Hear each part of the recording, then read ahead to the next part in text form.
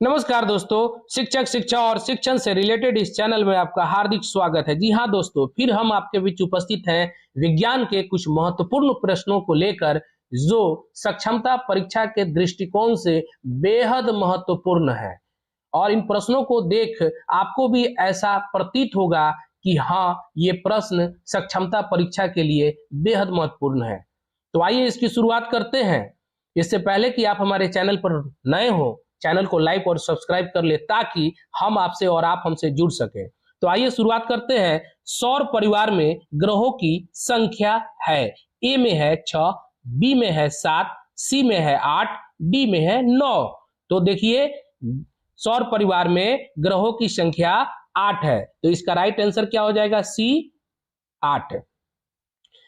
Second question, ग्रहों की परिभाषा के अनुरूप नहीं है। ए में है शुक्र, बी में है शनि, सी में है मंगल और डी में है प्लूटो। तो देखिए, शुक्र जो है वो ग्रह की परिभाषा को फुलफिल करता है, शनि भी फुलफिल करता है और मंगल भी फुलफिल करता है। जो फुलफिल नहीं करता है वो है प्लूटो, यम। इसको ग्रह से आउट कर दिया गया है। पहले ग्रह 9 थे, अब ग्रह कितने हो गए? 8। तो इसी को आउट किया गया है। यही जो है सो ग्रह की परिभाषा को फुलफिल नहीं करता है, प्लूटो। इसका राइट आंसर डी हो गया। सूर्य से दूरी के आधार पर ग्रहों का सही क्रम है। देखिए, सूर्य से दूरी के आधार पर ग्रहों का जो सही क्रम है वो मैंने यहां लिखा है। यहां पर आप देख रहे होंगे कि बुध, शुक्र, पृथ्वी, मंगल, बृहस्पति, शनि, अरुण, वरुण, ये जो है ग्रह है और ये सूर्य से दूरी के हिसाब से सेट करके मैंने लिखा है। तो आप इससे मिलाएंगे तो ऐसा पाएंगे कि ए ऑप्शन जो है बुध, पृथ्वी, बृहस्पति, अरुण है। बी ऑप्शन जो है बृहस्पति, अरुण, बुध, पृथ्वी है। और सी ऑप्शन जो है बुध, अरुण, बृहस्पति, पृथ्वी है। और डी जो ऑप्शन है अरुण, बुध, पृथ्वी, बृहस्पति है। तो इसका राइट आंसर आप यहां से देखिए कि बुध के बाद पृथ्वी है, ठीक है। बृहस्पति के बाद यहां पर बृहस्पति के बाद अरुण है, अरुण यहां पर है, यानी कि राइट आंसर क्या हो गया? ए। जीव श्वसन क्रिया में वायु से ग्रहण करते हैं। देखिए, कोई भी जीव जंतु श्वसन प्रक्रिया में वायु से क्या ग्रहण करते हैं? ए में दिया है नाइट्रोजन, बी में दिया है मीथेन, सी में दिया है ऑक्सीजन और डी में दिया है कार्बन डाइऑक्साइड। तो हम लोग जानते हैं कि हम लोग श्वसन की प्रक्रिया में ऑक्सीजन लेते हैं और कार्बन डाइऑक्साइड छोड़ते हैं। तो इसका राइट आंसर, हम लोग वायु से क्या ग्रहण करते हैं? ऑक्सीजन, यानी कि राइट आंसर सी हो गया। अब चलिए, पृथ्वी की भीतरी परत जो अत्यधिक गर्म है कहलाती है। ए में है जो प्रावार, बी में क्रोड, सी में भूर पर्पटी और डी में इनमें से कोई नहीं। तो इसका राइट आंसर हो जाएगा बी, क्रोड। पृथ्वी की भीतरी परत को जो अत्यधिक गर्म होती है उसको हम लोग क्रोड बोलते हैं। चलिए, नेक्स्ट क्वेश्चन है, चंद्रमा है। ए में है कृत्रिम उपग्रह, बी में है प्राकृतिक उपग्रह, सी में है ग्रह और डी में है इनमें से कोई नहीं। तो देखिए, चंद्रमा जो है पृथ्वी का उपग्रह है और ये प्राकृतिक उपग्रह है, ये प्रकृति द्वारा प्रदत्त उपग्रह है, समझे ना। तो इसका आंसर क्या हो जाएगा? Right answer B. Next question, पृथ्वी का सबसे नजदीक ग्रह है। अब देखिए, फिर पूछ रहा है पृथ्वी के सबसे नजदीक ग्रह। हमने यहाँ ग्रह में लिखा है, तो यहाँ देखिए कि पृथ्वी के सबसे नजदीक कौन है? शुक्र है। ए ऑप्शन में शनि दिया है, बी में अरुण दिया है, सी में वरुण दिया है और डी में शुक्र दिया है। तो राइट आंसर क्या हो गया? डी। अब देखिए, फिर एक क्वेश्चन है, सौर मंडल के सदस्यों की सूर्य से दूरी के आधार पर क्रमवार नाम लिखिए। तो मैंने यहां पर लिख दिया है जो ग्रह हैं सौर मंडल के सदस्य हैं, और ये सौर मंडल के सदस्य जो है सूर्य से दूरी के हिसाब से इस प्रकार से होंगे: बुध, शुक्र, पृथ्वी, मंगल, बृहस्पति, शनि, अरुण, वरुण। ठीक है, चलिए नेक्स्ट क्वेश्चन चलते हैं। किस विटामिन में कोबाल्ट पाया जाता है? जी हाँ, किस विटामिन में कोबाल्ट पाया जाता है? तो विटामिन B12 में कोबाल्ट पाया जाता है और इसको साइनोकोलमिन के नाम से भी जानते हैं, समझे। चलिए नेक्स्ट क्वेश्चन, चूहे मारने का जहर किस रासायनिक पदार्थ से बनता है? चूहे मारने का जहर किस रासायनिक पदार्थ से बनता है? तो ये पोटेशियम साइनाइड से बनता है। किससे बनता है? पोटेशियम साइनाइड से। नेक्स्ट क्वेश्चन, हाइड्रोजन को जलाने से उत्पन्न होता है, हाइड्रोजन को जलाने से जल उत्पन्न होता है, यानी कि पानी उत्पन्न होता है। ठीक है, चलिए नेक्स्ट क्वेश्चन, विद्युत बल्ब में कौन सी धातु का फिलामेंट होता है? देखिए विद्युत बल्ब आप देखे होंगे, अभी तो एलईडी बल्ब आ गया है तो नहीं दिखता है, लेकिन विद्युत बल्ब जो पुराना वाला बल्ब जो पीला जलता था, उसमें एक तार की तरह जब जैसे ही स्विच ऑन करते हैं वो जल उठता है, वो जो चीज होता है ना वो टंगस्टन का बना होता है। ठीक है ना, उसी को हम लोग फिलामेंट बोलते हैं। उसको किस चीज का बना होता है? टंगस्टन का। शुष्क बर्फ होती है, देखिए शुष्क बर्फ को हम लोग ठोस कार्बन डाइऑक्साइड बोलते हैं। ठीक है, कच्चे फलों को कृत्रिम रूप से पकाने में प्रयुक्त गैस होती है। कच्चा फल को पकाने के लिए हम लोग जो कार्बाइड यूज करते हैं उससे जानते हैं कौन सा गैस निकलता है? Ethylene acetylene gas. इसी गैस के कारण जो है कच्चे फल पक जाते हैं। चलिए नेक्स्ट क्वेश्चन, मनुष्य में मधुमेह रोग किसकी कमी से होता है? देखिए मधुमेह रोग जो है इंसुलिन की कमी से होता है, याद रखेंगे। चलिए नेक्स्ट क्वेश्चन चलते हैं कि बादल का वायुमंडल में तैरना किस कारण होता है? देखिए बादल का वायुमंडल में तैरना कम घनत्व के कारण होता है। किस कारण होता है?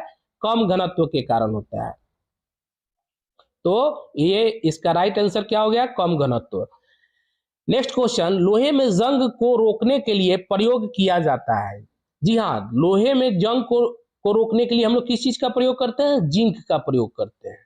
ठीक है, नेक्स्ट क्वेश्चन, मानव शरीर की सबसे बड़ी हड्डी कौन सी है? देखिए मानव शरीर का जो सबसे बड़ा हड्डी है वो फीमर कहलाता है, जो जांग में होता है। ठीक है, नेक्स्ट क्वेश्चन, मानव शरीर की सबसे छोटी हड्डी कौन सी है? देखिए मानव शरीर का जो सबसे छोटी हड्डी है उसको हम लोग स्टेपिज के नाम से जानते हैं। ये कर्णस्थी है, यानी कि कान का जो हड्डी होता है ना जी, वही कर्णस्थी है। इसको स्टेपिज के नाम से भी हम लोग जानते हैं। चलिए नेक्स्ट क्वेश्चन, पर्यावरण के निर्जीव घटक का उदाहरण नहीं है। देखिए निर्जीव घटक का उदाहरण नहीं है, तो वायु जो है वो निर्जीव घटक का उदाहरण है। वायु को सांस लेने की आवश्यकता नहीं है और ना ही भोजन करने की आवश्यकता है। बी में जो है जल है, जल को भी ना भोजन करने की आवश्यकता है ना सांस लेने की आवश्यकता है। सी जो है पौधे, पौधे को भोजन करने की भी आवश्यकता है और प्रकाश संश्लेषण के द्वारा अपने भोजन को स्वयं बनाते हैं। और डी में है प्रकाश, प्रकाश को भी न श्वसन की आवश्यकता है न भोजन की आवश्यकता है। तो इसका राइट आंसर क्या हो जाएगा कि निर्जीव घटक का उदाहरण नहीं है। तो ये वायु, जल और प्रकाश उदाहरण है निर्जीव घटक का, लेकिन कौन सा नहीं है? तो वो सी आंसर हो जाएगा, पौधे।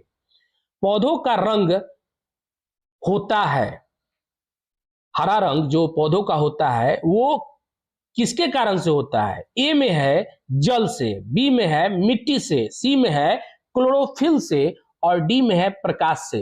तो इसका राइट आंसर हो जाएगा क्लोरोफिल से। पौधों का रंग, पौधों का हरा रंग जो है, पत्तियों का रंग जो हरा होता है वो क्लोरोफिल के कारण होता है। यदि पौधों में क्लोरोफिल, नेक्स्ट क्वेश्चन है, यदि पौधों में क्लोरोफिल नहीं होगा तो डैश क्रिया नहीं होगी। ए में है श्वसन, बी में है प्रकाश संश्लेषण, सी में है प्रदूषण और डी में है इनमें से कोई नहीं। देखिए अगर पौधों में क्लोरोफिल नहीं होगा तो समझ लीजिए कि प्रकाश संश्लेषण की प्रक्रिया नहीं होगी, और जब प्रकाश संश्लेषण की प्रक्रिया नहीं होगी तो आप समझिए सकते हैं कि क्या क्या हो सकता है। तो इसका राइट आंसर जो क्या होगा वो बी आंसर हो जाएगा, प्रकाश संश्लेषण। नेक्स्ट क्वेश्चन देखिए, जो अपना भोजन स्वयं बनाते हैं उन्हें डैश कहते हैं। ए में दिया है शाकाहारी, बी में दिया है मांसाहारी, सी में दिया है सर्वाहारी और डी में दिया है उत्पादक। देखिए शाकाहारी किसको कहा जाता है? जो हरे साग सब्जी को खाता है वो शाकाहारी है। मांसाहारी जो मांस को खाता है वो मांसाहारी है। और सर्वाहारी जो हरे साग सब्जी और मांस दोनों को खाता है वो क्या हो जाएगा? सर्वाहारी हो जाएगा। और ये तीनों जो है वो आप समझ लिए, तो बचा कौन? उत्पादक। यानी कि जो अपना भोजन स्वयं बनाते हैं हम उसे उत्पादक कहते हैं। ठीक है, तो इसका राइट आंसर क्या हो गया? डी। नेक्स्ट क्वेश्चन, निम्नलिखित में से उत्पादक कौन है? अभी तो अपने हमने आपको बताया कि उत्पादक जो अपना भोजन स्वयं बनाते हैं उसी को उत्पादक बोलते हैं। तो ए में है आम का पेड़, बी में है बकरी, सी में है शेर, डी में है गाय। तो क्या बकरी अपना भोजन स्वयं बनाता है? जी नहीं। शेर बनाता है? जी नहीं। गाय बनाता है? नहीं। यानी कि ये जो है आम का पेड़, तो ये आम का पेड़ हो, लीची का पेड़ हो, अमरूद का पेड़ हो, कोई सा भी पेड़ हो, वो अपना भोजन स्वयं बनाते हैं, इसलिए यहाँ पर उत्पादक क्या हो जाएंगे? आम का पेड़। चलिए नेक्स्ट क्वेश्चन, आपने गाय, भैंस, बकरी आदि जानवरों को तालाब के पानी में नहाते, लोगों को कपड़े साफ करते, बर्तन धोते देखा होगा। इससे तालाब में होता है ए में वायु प्रदूषण, बी में जल प्रदूषण, सी में ध्वनि प्रदूषण और डी में भूमि प्रदूषण। तो आप ही जब बताइए कि तालाब में क्या रहता है? पानी रहता है। अब उसमें धोएगा तो पानी है ना गंदा होगा जी। तो ये कौन सा प्रदूषण हो गया? जल प्रदूषण। यानी कि राइट आंसर क्या हो गया? बी, जल प्रदूषण।